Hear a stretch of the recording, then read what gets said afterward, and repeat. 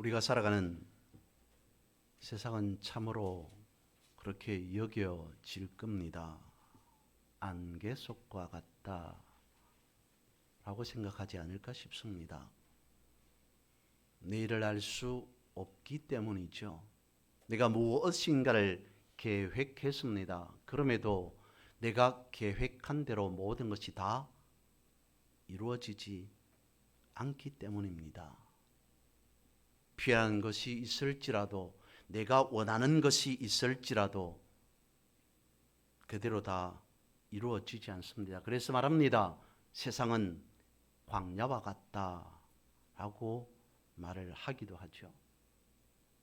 광야가 어떤 곳입니까? 말 그대로 허허벌판, 아무것도 없는 곳입니다. 어디로 가야 할지 길조차 나 있지 않습니다. 당연히 어디로 가라고 하는 이정표도 안내판도 없습니다. 광야이기에, 허허벌판이기에 필요한 게 갖추어져 있지 않습니다. 물조차 제대로 마실 수 없는 곳이 광야 아니겠습니까? 그런 측면에서 인생은 광야와 같다라고 말을 하는 것 같습니다. 그런데 생각해 보면 그나마 지금은 조금 다르다. 개인적으로 볼 때 내 인생은 그렇지 않다라고 여길 수도 있습니다. 길이 나 있는 것처럼 보이기 때문이죠. 이정표가 있는 것처럼 여겨지기 때문이죠. 그런데 여러분 생각해 보십시오. 인생길이 나 있다고 그 길로만 간다고 모든 것이 해결될 거라고 장담, 보장할 수 있습니까? 이정표가 있다고 내가 이쪽으로 가면 되겠구나라고 확실하게 선택해서 후회하지 않는 삶을 살아갈 수 있겠습니까? 그나마 지금은 조금 괜찮다라고 말할 수 있습니다. 생각할 수 있습니다. 언제에 비해서요? 예전에 비해서. 오늘은 6월 25일입니다. 1950년 오늘 6월 25일 날에 이 나라에는, 우리나라에서는 전쟁이 일어났습니다. 1950년도 그때 당시에 살았던 사람들의 삶은, 인생은 어떠했겠습니까? 조금 전에 말씀을 드렸던 인생이 광야라고 하는 그 사실을, 현실을 뼈저리게 느꼈던 것이 아니었을까 싶습니다. 우리나라가 일본 치하에서 벗어난 지, 해방된 지 그리 오래되지 않았습니다. 당시의 삶은 지금과는 비교할 수 없는, 내일 하루 무엇을 먹을까 그야말로 염려할 수밖에 없는 그런 인생 삶이었습니다. 그런데도 그런 상황, 그런 생활 삶이었음에도 나아지는 것이 아니라 6.25라고 하는, 전쟁이라고 하는 상상하고 싶지 않은 끔찍한 일이 1950년 오늘 이 나라에 일어나게 되었습니다. 사람들은 정신이 없었습니다. 나무로 밀고 내려오는 전쟁이었기 때문에 사람들은 자연히 남쪽으로 피신할 수밖에 없었습니다. 무슨 꽃놀이 가는 것 같아서 즐거움이 있었던 것 아니었습니다. 멀리 계획하고 준비해서 가는 여행처럼 짐을 제대로 싸고 준비해서 나올 수 있는 피난이 아니었습니다. 내 몸 하나 빠져나오는 것 자체가 힘들고 어려운 상황. 그나마 다행이라고 말하기는 좀 그렇습니다만 표현상 다행하게 다행스럽게 가족들의 손을 잡고 내려오게 되었습니다. 그것도 잠시뿐이었을 겁니다. 왜요? 난리통에 가족들이 따로 함께 내려올 수 있었겠습니까? 중간에 중도에 손을 놓쳐버립니다. 지금도 그렇습니다. 그때 당시 놓쳐버렸던, 아니 그때 당시 헤어져서 생사조차도 가늠할 수 없는 그 시간이 수십 년, 50년이 넘어서 60년, 70년이 훨씬 더 넘은 지금까지도 살았는지 죽었는지조차 모르는 이산 가족이 존재하고 있습니다. 종전이 아닌 정전 상태에서 분단된 세계 유일의 나라로 존재하고 있습니다. 상상하고 싶지 않은, 상상하기 싫은 날이 수십 년 전에 오늘 있었던 겁니다. 이런 상황을 보면 오늘 본문에 등장하는 오래전 수천 년 전에 이스라엘 백성들이 겪었던 광야의 삶과 비교해 볼 수 있지 않을까? 물론 다릅니다. 이스라엘 백성들이 출애굽해서 광야의 삶을 살았던 것과 우리나라의 전쟁이 6.25 전쟁이 일어났던 것과는 다를 수밖에 없습니다. 이유가 다릅니다. 상황이 다릅니다. 하지만 그때 당시에 사람들이 고생했던 것, 그것만 놓고 본다면 유사하지 않을까, 비슷하지 않을까라는 생각을 해볼 수 있을 것 같습니다. 오늘 본문의 말씀은 그것입니다. 출애굽간 이스라엘 백성들이 이와 같이 광야 생활을 하게 되었더라라고 하면서 광야 생활을 본격적으로 시작하는 장면을 묘사하고 있는 것이 오늘 본문의 내용 말씀인 거죠. 광야라고 하지만 상상할 수 없었습니다. 생각지도 못했습니다. 그런데 무엇인가는 그래도 기본적인 것은 하고 살아갈 수 있겠지라고 어레히 저들은 당연히 그렇게 여겨설 수도 있을 겁니다. 그런데 이게 웬일입니까? 얼마 되지도 않은 광야의 삶 속에서 마셔야 할 물이 없습니다. 아무것도 없는, 준비되어 있지 않은 허벌판 속에서 그래도 가장 필요한 것 중에 하나인 물은 풍부해야 하는데 마음껏 물이라도 마셔야만이 광야를 지나갈 수 있는데 물조차 없는 상황에 놓여 있습니다. 당연히 원망할 수밖에 없는 상황입니다. 원망한다는 것이 당연할 수밖에 없을 것 같다. 원망하지 않는 것이 오히려, 불평하지 않는 것이, 이상하게 생각하지 않는 것이, 말하지 않는 것이 오히려 이상하다라고 여길 그 정도입니다. 이스라엘 백성들이 지도자 모세를 손가락질합니다. 원망합니다. 24절입니다. 백성이 모세에게 원망하여 이르되 우리가 무엇을 마실까 하매, 당연한 상황을 말하고 있는 것 같습니다. 이스라엘 백성들 입장 처지에서 보면요. 그래서 저들은 원망했습니다. 그런데 마라라고 하는 곳에 도착을 합니다. 물이 있습니다. 갈증이 나서 목이 말라 죽을 것 같아서 물을 들이켰는데, 마셨는데, 오늘 우리가 가진 성경은 그렇게 기록되어 있습니다. 물이 써서 마실 수가 없더라, 쓴 물이더라 라고 말합니다. 쓴 물이 어떤 물인지 상상할 수는 없습니다. 그것이 상한 물인지 부패한 물인지 어떤 물인지는 알 수는 없습니다만은 기록상 쓴 물이라고 되어 있습니다. 원망할 수밖에 없는 상황이겠죠. 우리들어 죽이려고 이러느냐라고 하는 그 말이 24절인 겁니다.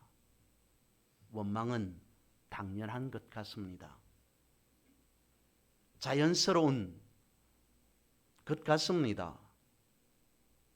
그런데 오늘 본문에서만 그랬다면 모르겠는데 우리가 알듯이 구약 성경을 보면 이스라엘 역사 자체가 어떻게 하면 원망의 역사와도 같습니다.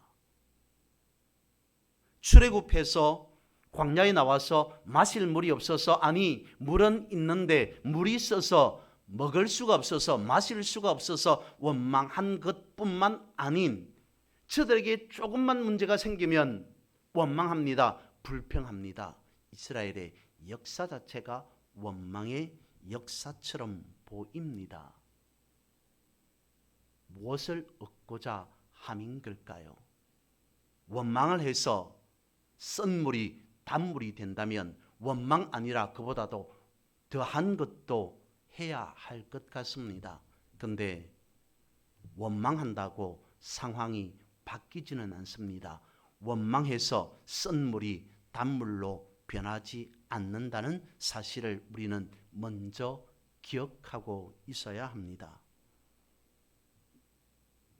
원망하는 것이 쓴 물에 독을 타는 것과 같다는 말이 있습니다. 원망이 오히려 더 잘못되게 할 수 있다는 겁니다.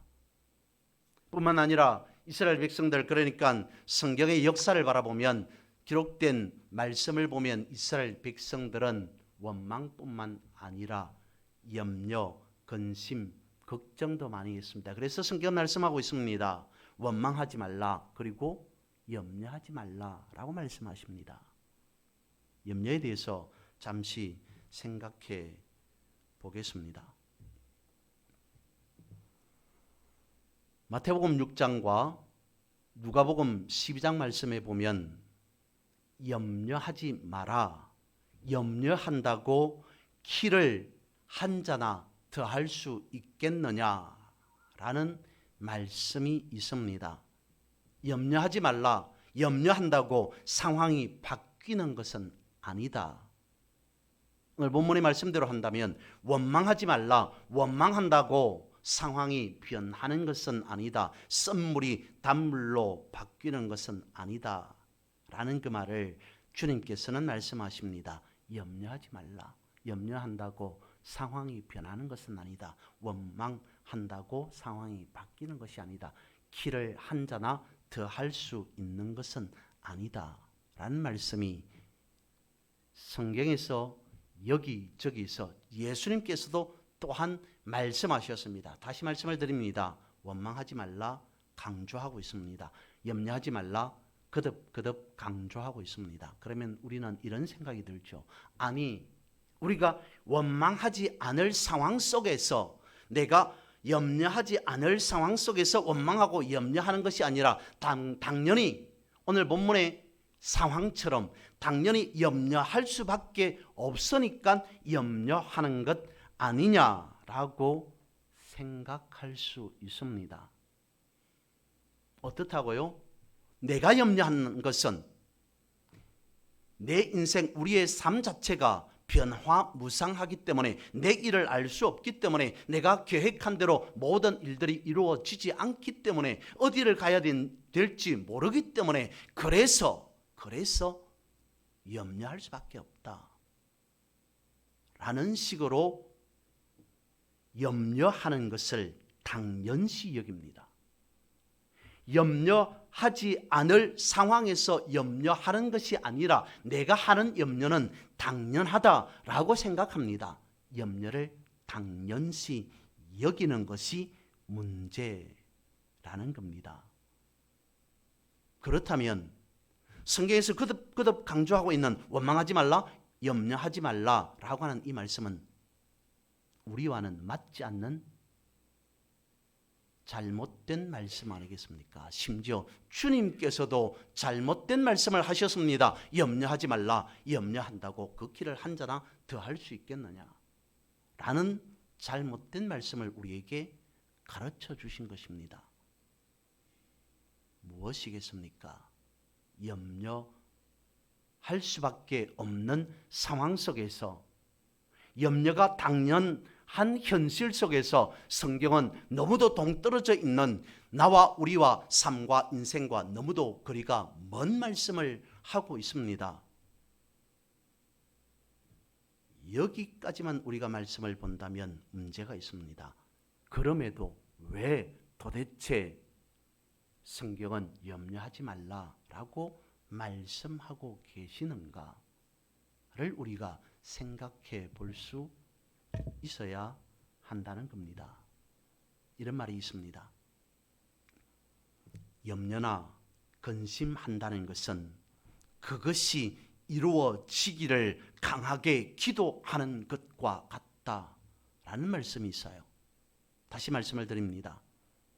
내가 염려한다는 것은 심각하게 염려하고 어떤 일에 대해서 심각하게 근심한다는 것은 그 일이 나에게 이루어지기를 강하게 원하는 기도이다 라는 말이 있다는 겁니다. 그렇다면 여러분, 우리는 어떻게 해야 됩니까? 염려는 기도이다 라는 말이 있습니다. 우리는 어떻게 해야 합니까? 성경에서 주님께서 염려하지 말라라고 하시는 말씀의 이유가, 근본 목적이 무엇이었겠습니까? 당연히 염려할 수밖에 없는 상황, 근심할 수밖에 없는 상황, 두려워할 수밖에 없는 상황에 몰렸다고 내가 염려하는 것이 너무도 당연하다라고 여기면서 살아간다면, 그러면 염려하지 않을, 염려할 필요가 없는 상황 속에서는 여러분은 어떻게 하고 있습니까? 당연히 그것은 하나님께서 나에게, 주님께서 나에게 주신 은혜요, 축복이다 라고 하면서 기뻐하고 감사하며 살아가고 있습니까? 아니면 그것조차 나에게 당연히 일어날 수밖에 없는 상황이겠거니 라고 생각하면서 여기면서 살아가고 있습니까? 성경은 우리에게 그것을 말씀해 주고 있습니다. 염려하지 말라, 원망하지 말라 라고 하는 그 말씀 속에서 염려를 많이 한다는 것은 우리에게 안 좋은 일이 많이 일어나기를 바라는 기도를 많이 하는 것과 같아. 그렇기 때문에 염려함으로 키를 한 자 더 할 수 있겠느냐? 염려함으로 결국 상황이 바뀌는 것이 아니라 내가 변하게 된다. 내가 망가지게 된다. 그럼에도 염려하겠느냐라고 성경은 우리에게 말씀하고 있다는 겁니다. 오늘 본문에서 나라의 쓴물을 경험한 이스라엘 백성들은 모세를 향하여서 원망을 쏟아놓습니다. 그 상황에서 모세가 하나님 앞에 기도합니다. 25절입니다. 모세가 여호와께 부르짖었더니 여호와께서 그에게 한 나무를 가리키시니 그가 물에 던지니 물이 달게 되었더라.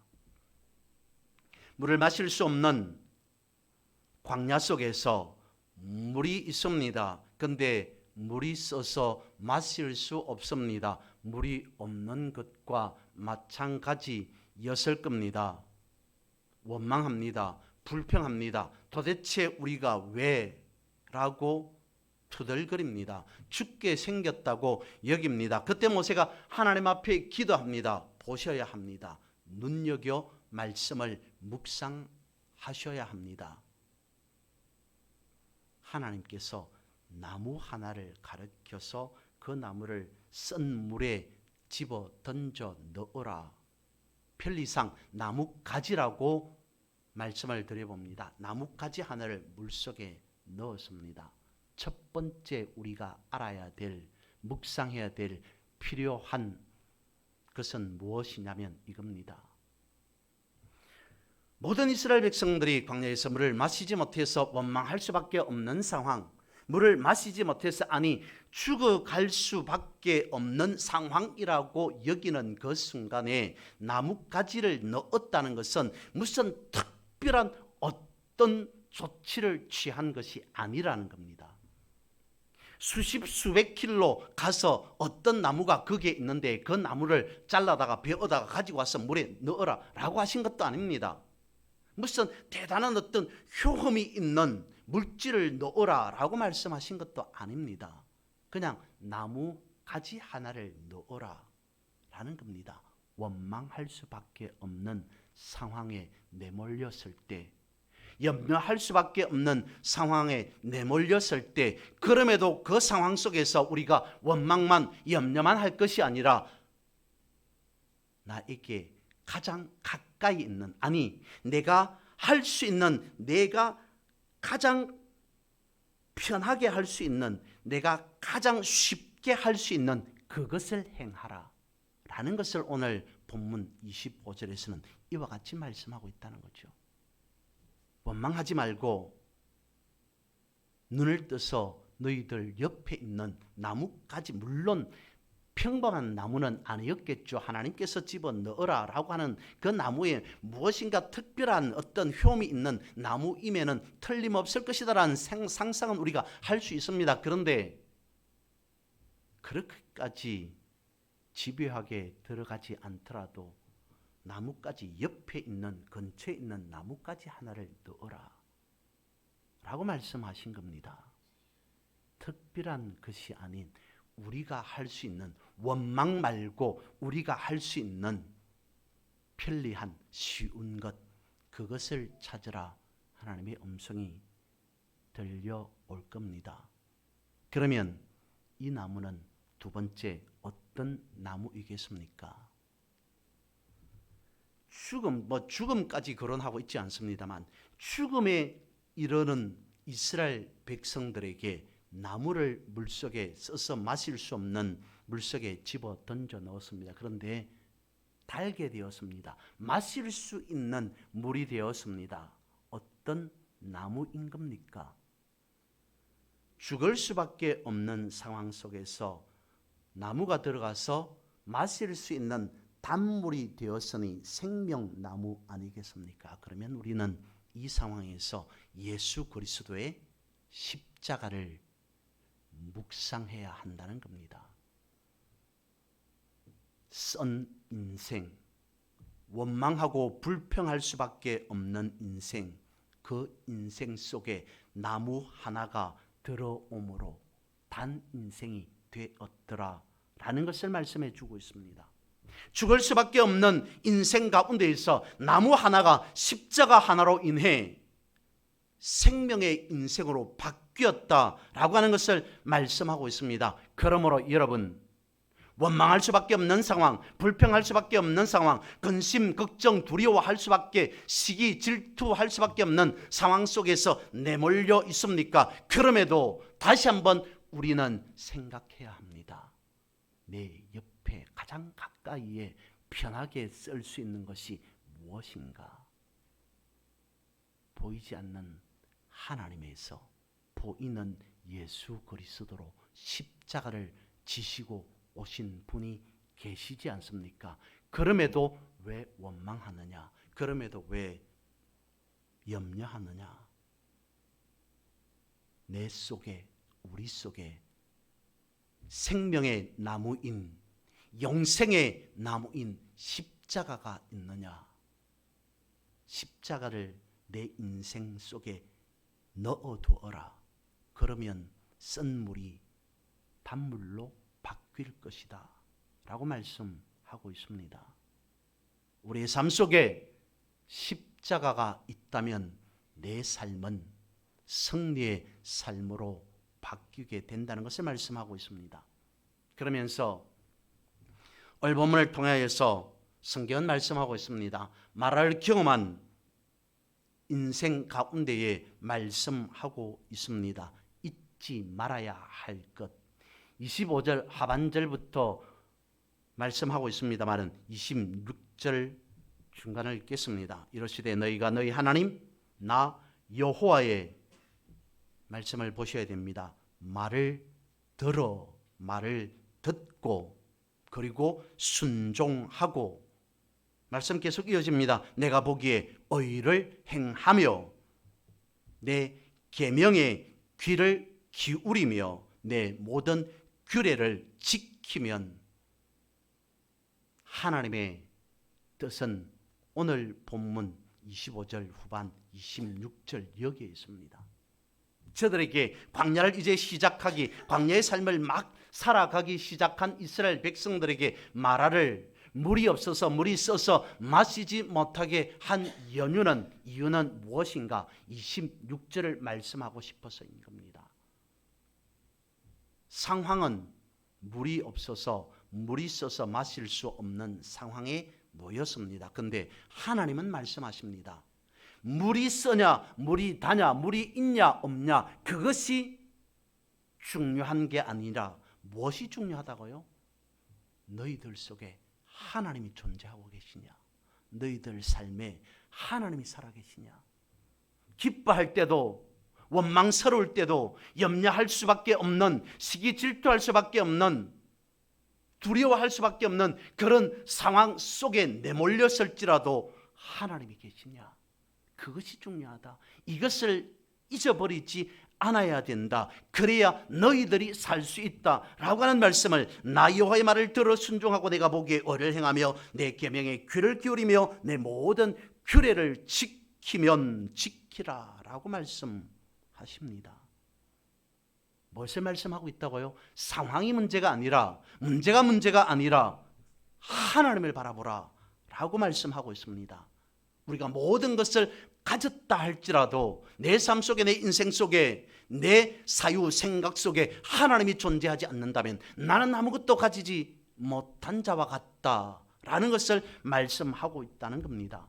광야 속에, 허벌판 속에 내몰렸을지라도 하나님께서 함께 하신다면 나는 모든 것을 가진 자와 같다라는 것을 말씀하고 있습니다. 여러분, 문제 속에 하나님께서 함께 하시냐 그렇지 않느냐가 중요하다라는 사실을 오늘 본문에서는 말씀해 주고 있습니다. 문제없는 인생 있겠습니까? 원망하지 않는 인생 있습니까? 염려하지 않는 인생이 있습니까? 그렇지 않습니다. 그러나 중요한 것은 문제 속에서, 원망할 수밖에 없는 상황 속에서, 염려할 수밖에 없는 상황 속에서도 하나님을 바라보느냐 그렇지 않느냐라는 것이 중요하다고 성경은 가르쳐주고 있습니다. 나에게, 우리에게 문제가 생겼을지라도 그 문제 속에, 원망할 수밖에 없는 상황 속에, 염려할 수밖에 없는 상황 속에서 하나님이 나와 함께 하신다라고 한다면, 믿는다면, 그럼에도 나는 아무 문제 없다라고 고백하게 된다는 겁니다. 이스라엘 백성들이 물이 없어서, 물이 써서 마시지 못하는 상황 속에서 원망했습니다. 그런데 한 나뭇가지로 물이 달게 되었습니다. 마실 수 있게 되었습니다. 그럼에도 거기에서 머물지 아니하고 이스라엘 백성들은 그 자리를 다시 떠나야만 했습니다. 마라에 쓴 물이 달게 되어서 단물을 마셨다고 해서 거기에 정착하는 것이 아니라 이스라엘 백성들은 다시 출발할 수밖에 없었습니다. 그리고 길을 떠나서 도착한 곳이 엘림이라는 곳이었습니다. 우리는 이것을 기억해야 됩니다. 어떤 문제 하나가 해결되었다고 거기에 안주해서는 안 된다는 것을 성경은 말씀하고 있습니다. 마라라고 하는 장소가 기적의 장소였다면 그 자리를 떠나서 엘림에 도착한 이스라엘 백성들, 그 상황은, 그러니까 엘림은 은혜의 장소라는 겁니다. 예수님께서 계실 때에 이스라엘 백성들 그곳에 모였던 사람들이 4,000명, 5,000명 아닌 수만 명이 운집한 그 상황 속에서 저들은 오병이어의 기적을 체험합니다. 수천 수만이 한자리 한 곳에서 똑같은 현상, 기적을 보았습니다. 오병이어가 수천 수만을 먹이는 기적을 경험했습니다. 그 기적을 경험한 이후에 저들은 어떤 삶을 살아야만 했습니까? 은혜의 삶을 살아야 되는 거죠. 주님께서 오병이어의 기적을 보여주신 것은 이유는 바로 그것이었을 겁니다. 내가 이만큼 능력을 행할 수 있는 자인 줄 알겠느냐라는 것이 아니라 너희들이 이 기적을 경험했다면 이것을 가지고 은혜의 삶을 살아야 된다라는 것을 가르쳐 주고자 하신 것은 아니었겠습니까? 대표적인 인물이 제가 생각할 때는 사도 바울이라고 여깁니다. 사도 바울이, 그때는 사울이었겠죠. 사도 바울이 다메섹이라고 하는 길을 지나가고 있을 때 그에게 처음으로 주님의 엄청난 기적을 그 자리 그곳에서 경험합니다. 그리고 말씀을 보면, 성경을 보면 사도 바울은 다메섹의 기적 이후에 은혜의 삶을 이어나갑니다. 즉 사도 바울의 모든 인생은 그야말로 다메섹 이후에는 은혜의 삶이었음을 우리는 말씀에서 볼 수 있습니다.